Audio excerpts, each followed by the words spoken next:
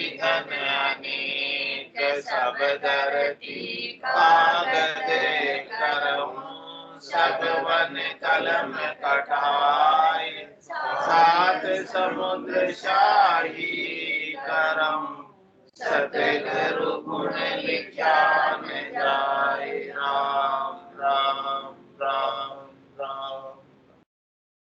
आप सभी के अंदर विराजमान परमात्मा के पावन चरणों में प्रणव। राम राम।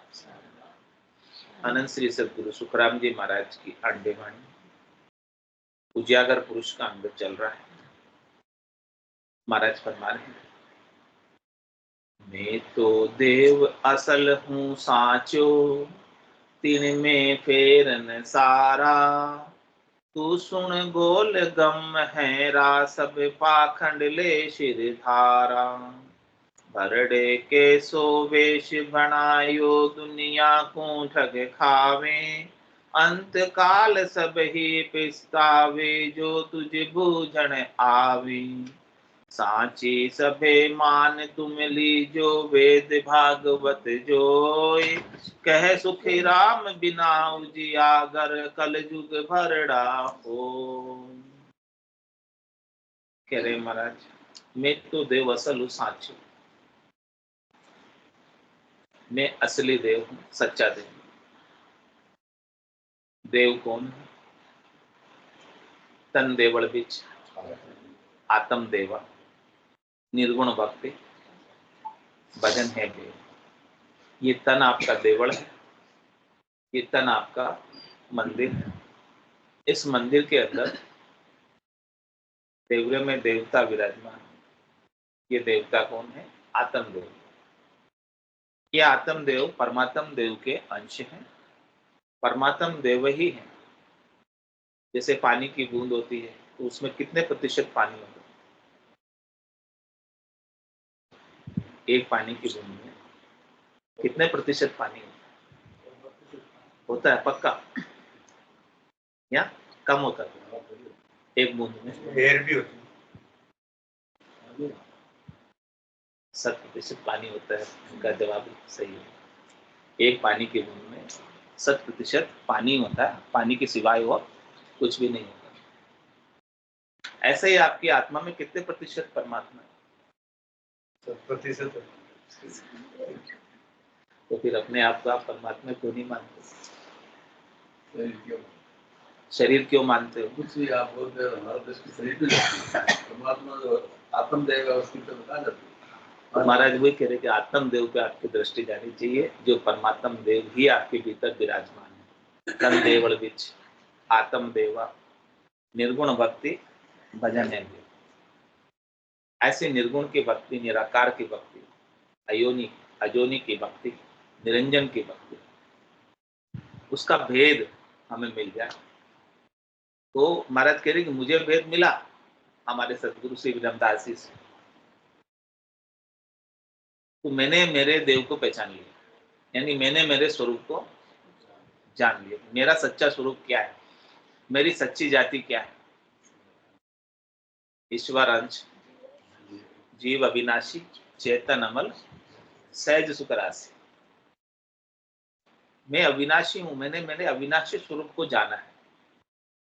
और जैसे ही मैंने मेरे अविनाशी स्वरूप को जाना तो मेरा देह होने का अध्यास था, आज से नहीं था, अनंत युगों से था, अनंत जन्मों से था। मेरा जीव होने का अध्यास आज से नहीं था, अनंत युगों से था। और जीव होने के कारण, जीव होने का मेरे मुख्य कारण क्या था? वासना।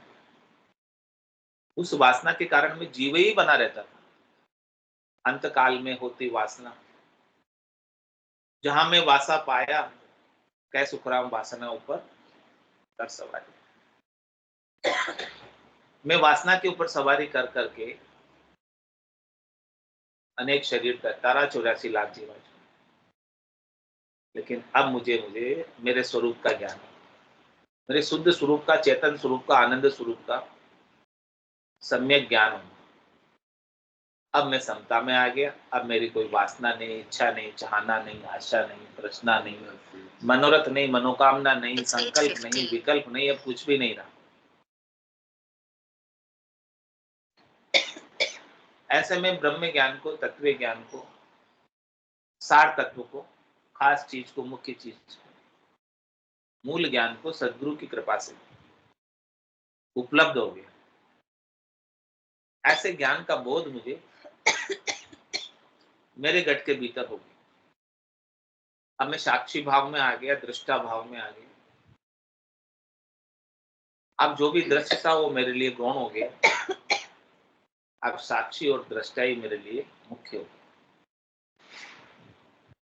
क्योंकि मैंने मेरे स्वरूप को, आनंद स्वरूप को जाना। मेरे आनंद को प्राप्त करने के लिए मुझे कुछ वस्तु चाहिए। अपने को सुख किसी वस्तु से मिलता है, अपने को सुख किसी व्यक्ति से मिलता है, आनंद से मिलता है। ढूंढते हैं दूसरों में, लेकिन होता वो तो अपन ढूंढते क्यों है? क्योंकि अपने अंदर अपूर्णता है। अपन ने अपने आनंद को नहीं जाना, इसलिए अपन दूसरों में ढूंढते हैं सुख, कि कोई मुझे सुखी कर देगा। ऐसा अपन ढूंढते हैं कि किसी से मुझे सुख मिल जाए, कोई वस्तु मुझे सुखी कर दे। ये वस्तु यदि मिल जाए तो क्या चाहिए, ऐसा सोचते हैं। यही है जनरल फिजिकल नीड है, या चाहे कोई सी भी। क्योंकि अपन ने अपने स्वयंभू आनंद को नहीं जाना, भीतर के आनंद को नहीं जाना, निजानंद को नहीं जाना, नित्यानंद को नहीं जाना, भजनानंद को नहीं जाना, निज स्वरूप को नहीं जाना। आपका स्वरूप आनंद स्वरूप है। उस आनंद स्वरूप को भूल के बैठे हैं और बाहर सुख खोज रहे हैं, ताकि बाहर आपको सुख कहीं मिलने वाला मिलेगा तो कितनी देर मिलेगा, थोड़ी देर मिलेगा, फिर बाद में क्या हो जाएगा, वो मिला हुआ सुख दुख में बदल जाएगा। रहने वाला इसलिए जो सुख चाहे तू सदा शरण राम की ले, के नानक मेरे मना, ये दुर्लभ मानुष। सुख का सागर राम है, दुख का भंजन हार, राम चरण तजिए नहीं बजिए बार। नित्य प्रति अपने को अपने स्वरूप का बोध हो जाए। अपने राम आपके भीतर है। वो राम कैसे? अखिल ब्रह्मांड नायक, सच्चिदानंद, आनंद घन, परब्रह्म परमात्मा, रमतीत राम, जो सब घटों में रमण करते। ऐसे राम जी के बिना एक सुई की नोक के बराबर जगह भी खाली नहीं है। तो क्यों नहीं आपके भीतर होंगे? जब उनके बिना एक सुई की नोक के बराबर जगह भी खाली नहीं है, तो क्यों नहीं अपने को विश्वास आता है कि वो राम जी मेरे भीतर? कह रहे आप विश्वास करो, नैचा करो, प्रतीति करो, दृढ़ता करो, आपके राम आपके भीतर ही। जिन पाया जिन घट ही पाया, बायर फिर जन्म गमाया, 68 को काहू को फिरिए, सूरत समेत नाम में थे। अपने सुरता, अपने ध्यान, अपनी निरता, अपने चित्त की वृत्तियां बाहर भटक रही, बहिर्मुख हो रही। इन बाहर के भटकाव को, बहिर्मुखता को अंतर्मुखी करें। आपके भीतर इनको ले जाओ, और आनंद का झरना आपके भीतर में ही बह रहा है। इस आनंद के झरने में आप भी नाओ, और जो कोई भी आपके संपर्क में आते हैं उन्हें भी नहलाओ। अगम देश की अणबे ऐसी, सुनता ही सुख आवे, तर्जे सबद सुधारस वर्षे, भरम करम सब। सबसे बड़ा भरम क्या है? कि मैं शरीर हूं और शरीर से संबद्ध संसार मेरा है, और मुझे इनसे सुख लेना है। ये सबसे बड़ा भ्रम। जब तक ये भ्रम नहीं टूटेगा, तब तक इस भ्रम के लिए किए जाने वाले कर्म टूटने वाले नहीं, और अपन इन कर्मों को किए जाते हैं अपने शरीर के सुखों के लिए, और उसके पाप और पुण्य का बोझ, गठरी भारी से भारी होती जाती है, और उनको भोगते रहते हैं सुख और दुख के रूप में।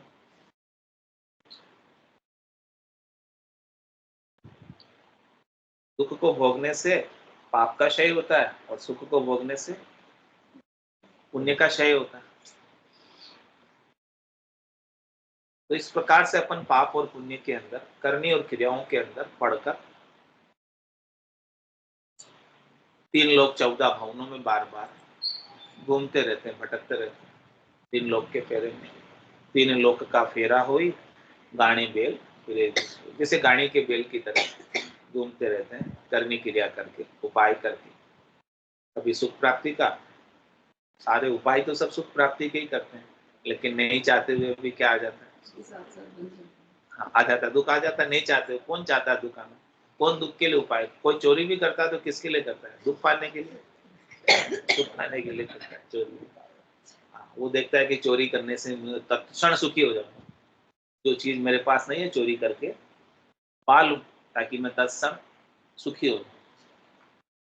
तो सबके उपाय सुख प्राप्ति के हैं, लेकिन सुख के साथ दुख लगा ही हुआ। सुख जहाँ दुख, दिवस जहाँ रजनी, जहाँ जन्म जहाँ मरना, ज्ञान विचार बुरा का देखो, काल पास क्यों पड़ना। सदगुरु के ज्ञान पर विचार करो कि आपका जन्मना भी भरम है और मरना भी भरम है। जन्मने से खुश मत होना और मरने से दुखी मत होना। हाँ, अभी आप मरने का भय निकाल देना अपने अंदर से। आप मरने वाले नहीं हो, आपकी आत्मा अजर है, अमर है, अविनाशी है। आग में जलती नहीं है, पानी में गलती नहीं है, हवा में सूखती नहीं है। आपका वो स्वरूप है, उस स्वरूप को जानो, वो असल देव हो आप। अपने आप को शरीर मानोगे तो पक्के ही मरोगे, क्योंकि शरीर तो मरण धर्म ही है, जाने वाला। किसी का रहा क्या आज दिन तक? बड़े बड़े अवतार के भी नहीं रहे तो आपका क्या रहेगा? पैगंबर के नहीं रहे, पीर के नहीं रहे, जो आए सबके गए। ऋषभ देव स्वामी से लगाकर महावीर स्वामी के नहीं रहे, तो अपने कौन से रह जाएंगे?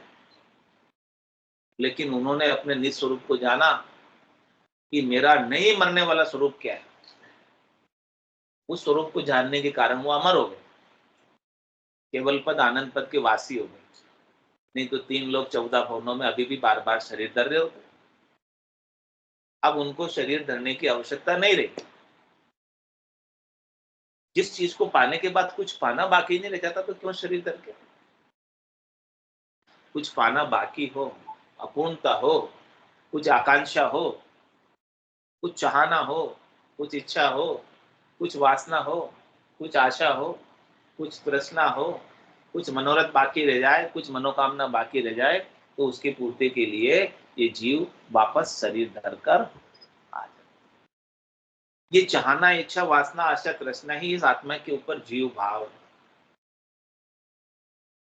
इस जीव भाव को मिटाना है, इस जीव के बीज को, जो बार बार समय पाकर उग जाता है। माया की देह बार बार ये समय पाकर धर लेता है, तो इस बीज को क्या करना है? भून देना है। भून देना मतलब जैसे चने को एक बार आप सेक लो, भून दो, फिर चने को उगाओ, उगेगा। ऐसे ही भजन की अग्नि में अपनी जितनी भी सारी वासनाएं हैं, इन सब वासनाओं को भून दो, जला दो। मन से अलग हो जाओ तो अमन हो जाओगे, मन से रहित हो जाओ।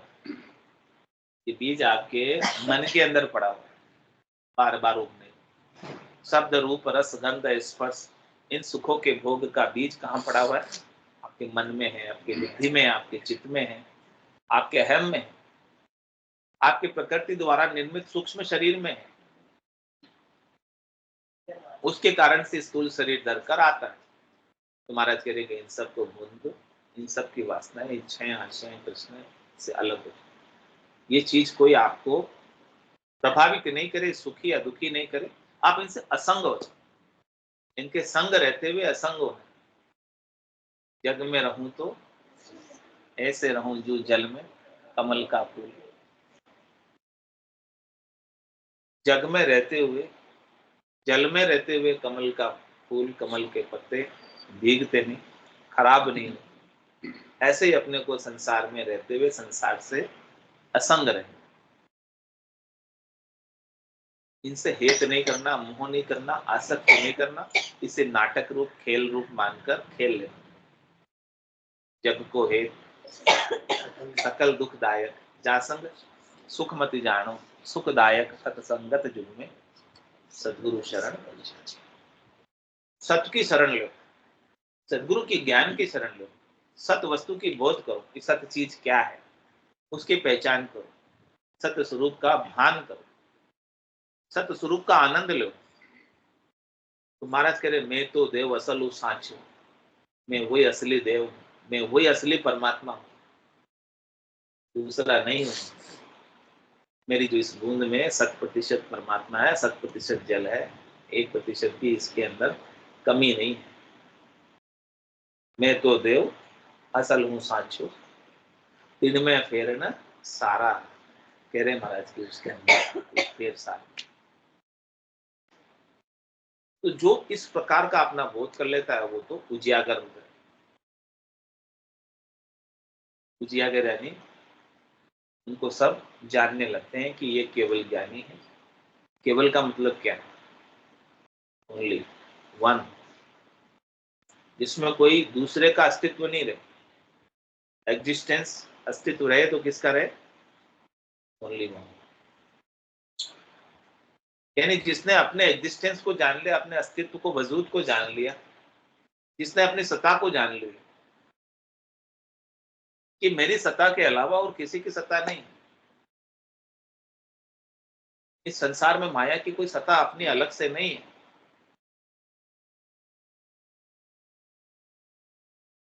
इस प्रकार से लहर जल के बिना नहीं हो सकती,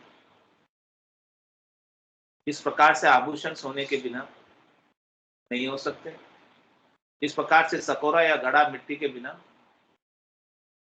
नहीं हो सकता, इस प्रकार से किरण प्रकाश सूर्य के बिना नहीं रह सकता, नहीं हो सकता।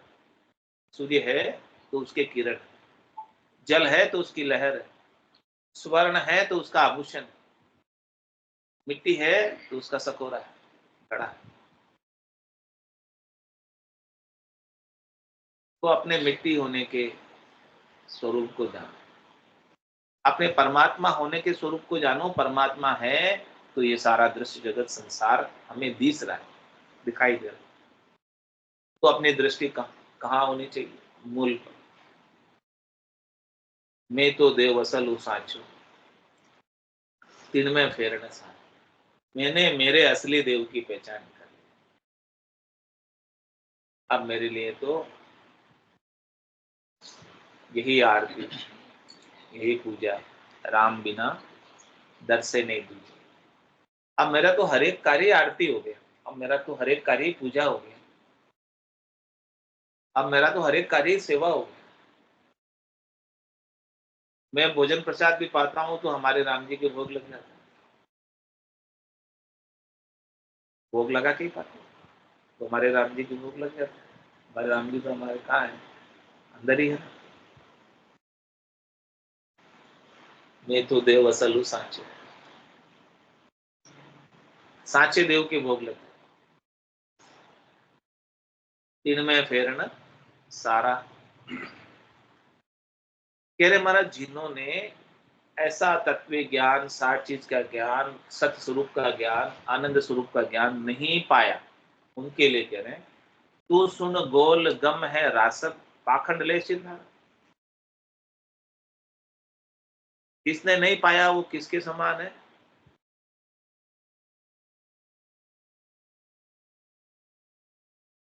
गधे की तरह, ना समझ की तरह, अज्ञानी की तरह, जिसने केवल बाहर के आचरणों पर, बाहर के आचरणों को ही धर्म मान लिया, हद के व्यवहारों को ही धर्म मानकर कहते हैं कि हम ये हद के व्यवहार कर लेंगे तो हमारा मोक्ष हो जाएगा। महाराज कह रहे कि हद के व्यवहारों से कभी मोक्ष होने वाला, करनी क्रियाओं से कभी मोक्ष होने वाला, ये हद के जितने भी व्यवहार है तो सारे मन के बनाए हुए, ऊपर के बनाए हुए।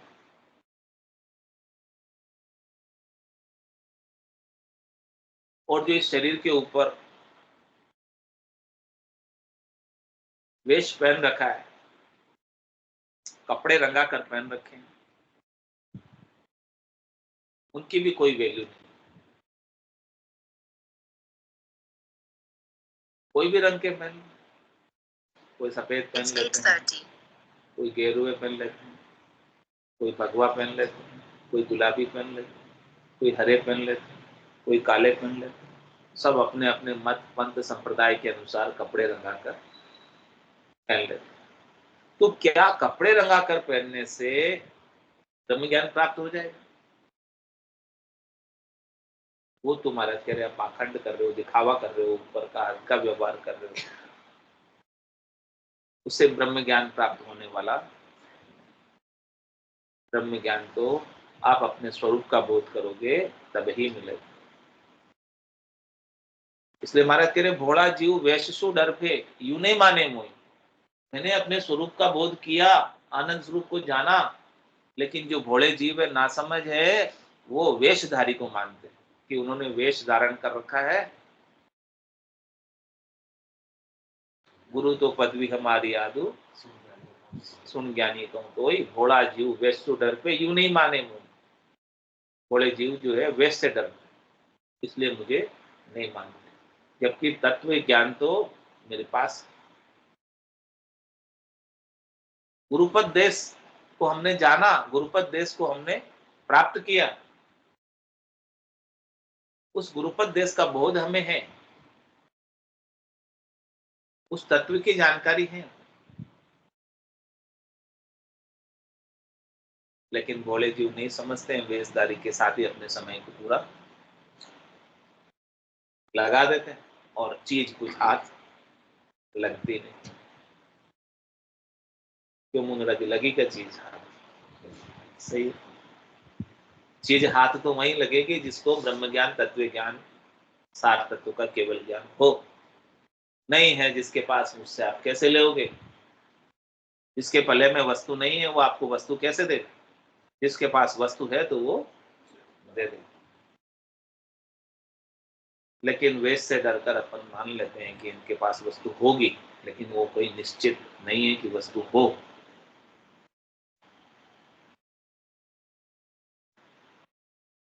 तो भरडे कैसे वेश बनायो, दुनिया को ठग खावे, अंत काल सभी पिस्तासी जो तुझ भुजन।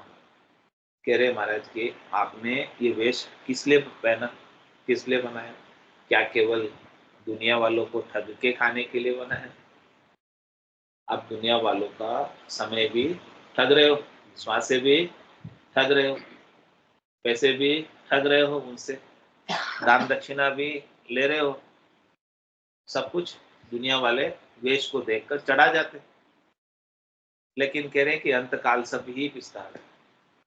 तुमको स्वयं को भी पिसताना पड़ेगा, ऐसे सत्स्वरूप के बोध के बिना, आनंद स्वरूप के बोध के बिना, ज्ञान के बिना, और जो आपसे ज्ञान धारण करेगा, ज्ञान सीखेगा, उन्हें भी पिसताना पड़ेगा। जो आपसे पूछेगा, क्योंकि आपके पास वो चीज है नहीं, वो वस्तु है नहीं, तो उनको भी पिसताना पड़ेगा। तो महाराज कह रहे हैं कि सांची सबे मान तुम लीजो, इस बात को तुम सब सच्चा मानो।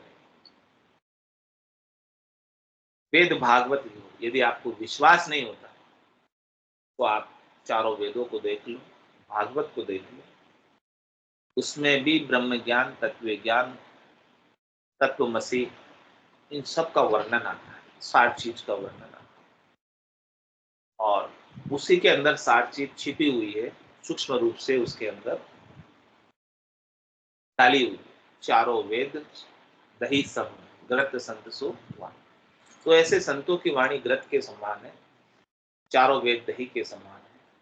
तो संतों ने, सदगुरु ने केवली भगवंत ने मर्जीवा होकर ऐसा ज्ञान उसमें से निकाला।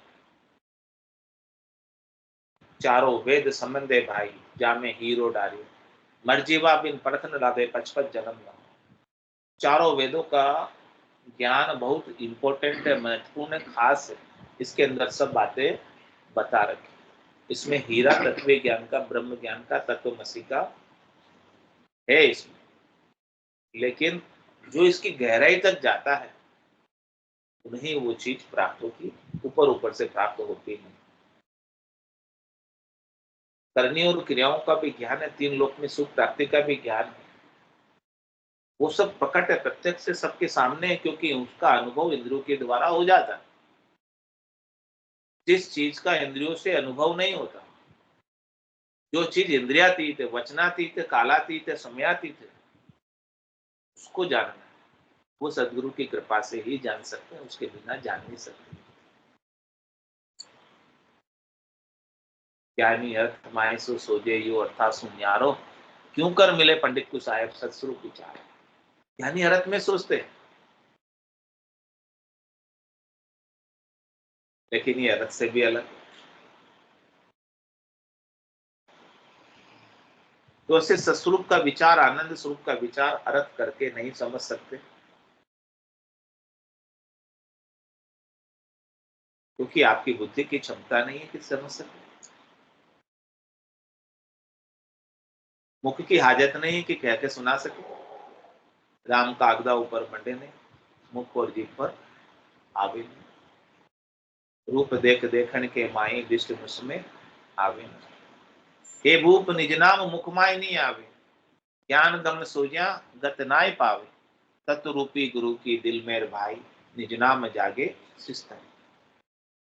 तत्व रूपी गुरु की दिल मेर होती, शिष्य अपना निज मन ले जाकर सदगुरु के ज्ञान को सौंपता है और सदगुरु के ज्ञान की महर हो जाती है, तो उससे निज नाम की जागृति हो जाती है, अपने निज स्वरूप का बोध हो जाता है, आनंद स्वरूप का बोध हो जाता है, और आनंद का झरना उनके भीतर से बहने लगता है। खुशी भीतर से प्रकट होती है। उस आनंद को बाहर के किसी भी साधन की अपेक्षा नहीं। कह सुखराम शब्द की महिमा, कहता बनिए न कहा, साधन ध्यान बिना सुन सिमरन, यह अमरगर है। यही अमूलक वस्तु है जो अमरगर की प्राप्ति कराती है। श्वासा बिना पवन बिन पीव, जा मन निजमन नाई, सूरत निरत नहीं चित चेतन, वस्तु अमूलक। ऐसी अमूलक वस्तु, ऐसा पांचवा ज्ञान जो चार ज्ञानों से अलग, मति ज्ञान, श्रुति ज्ञान, अवध ज्ञान, मन प्रत्यय ज्ञान, इन चार ज्ञानों से अलग पांचवा ज्ञान केवल्य ज्ञान। इसे प्राप्त करने के लिए ही हमको परमात्मा ने कृपा करके मनुष्य शरीर दिया। बाकी तो दूसरे शरीरों में भी दूसरे साधन, दूसरी करनी, दूसरी क्रियाएं आप कर सकते हो, लेकिन इस केवल्य ज्ञान को उपलब्ध केवल मनुष्य शरीर में ही। आद भजो जन ऋषभ देव, अंत भजो महावीर, आठ पौर सिमरण किया दर्चित ध्यान सदी, दर्चित ध्यान सदी रिकंतर आसन किया, छाड़ दिया सब भरम, जगत सु चार दिन, केवल भज केवल हुआ चुगे हंसता हीर, आद भजो जन ऋषभ देव, अंत भजो। आदिनाथ भगवान ऋषभ देव ने ये केवल ज्ञान को उपलब्ध हुए सबसे पहले, और फिर 24वें तीर्थंकर महावीर स्वामी ने भी यही ज्ञान को प्राप्त किया, और इनकी स्मृति में ऐसा केवल का ज्ञान 8 फ्लोर रहता था। केवल का मतलब क्या, उन्होंने सबको जान लिया? नहीं, उन्होंने अपने आप को जान लिया तो सब जानने में आ गया। हाँ, अपने आप को जान लिया तो सब जानने में आ गया। अपने आप को जानने के बाद कुछ जानना बाकी नहीं रहता। तो उनकी स्मृति में 8 और अपने आप को जानना, तत्वों को जानना, सार चीज को जानना बना रहा। 8 और सिमरण किया दर्चित ध्यान से, उनका चित्त भी उसमें रहा, उनका ध्यान भी उसमें रहा, सधीरता के साथ, धैर्यता के साथ, और एकंतर आसन किया। क्या वो एक ही आसन में बैठे रहे? क्या उन्हें आसन चेंज नहीं किया? क्या वो सुखासन में, पद्मासन में, सिद्धासन में बैठे रहे, वज्रासन में बैठे रहे? बैठ भी नहीं सकते हैं कैसे? हाँ, बैठ भी नहीं सकते। शरीर की अवस्थाएं तो बदलती रहती है, लेकिन उन्होंने अपनी आत्मा के एक आसन को ध्यान किया, एक अंतर आसन, अपने स्वरूप का बोध कर लिया, ये आत्मा का अनाहारी स्वभाव जान लिया। फिर उनको व्रत उपवास करने की भी आवश्यकता नहीं रही। ये आत्मा का तो अनाहारी स्वभाव है, आहार तो किसका, शरीर को चाहिए। एक अंतर आसन यानी चेतन होकर, चेतन हो गए अपने स्वरूप में, छाड़ दिया सब भरम, शरीर संसार के सुखों के सारे भरम को छोड़ दिया, और जगत सो चार, जगत से अलग हो गए, जगत में रहते हुए जगत से अलग।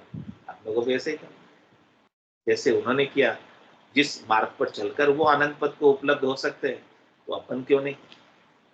जगत सुचारक और केवल भज केवल हुआ, ओनली वन, एक, इसके अलावा और किसी की सत्ता नहीं। उसी को याद रखना, अद्वैत को, जिसमें दूसरा और कोई है ही नहीं। केवल भज केवल हुआ, चुगे हंसता। अब वो हंसवती आत्माएं हीरे चुग रही, मोती चुग रही है। निज हंसा का यही चारा, सुखमण मोती करे हार। आद बजो जन्म सददेव, अंत बजो। बोलो राम सदगुरु देव जी महाराज, दिव्य हो परम दयाल सदगुरु सुखराम जी महाराज ने दिव्य हो दिव्य हो।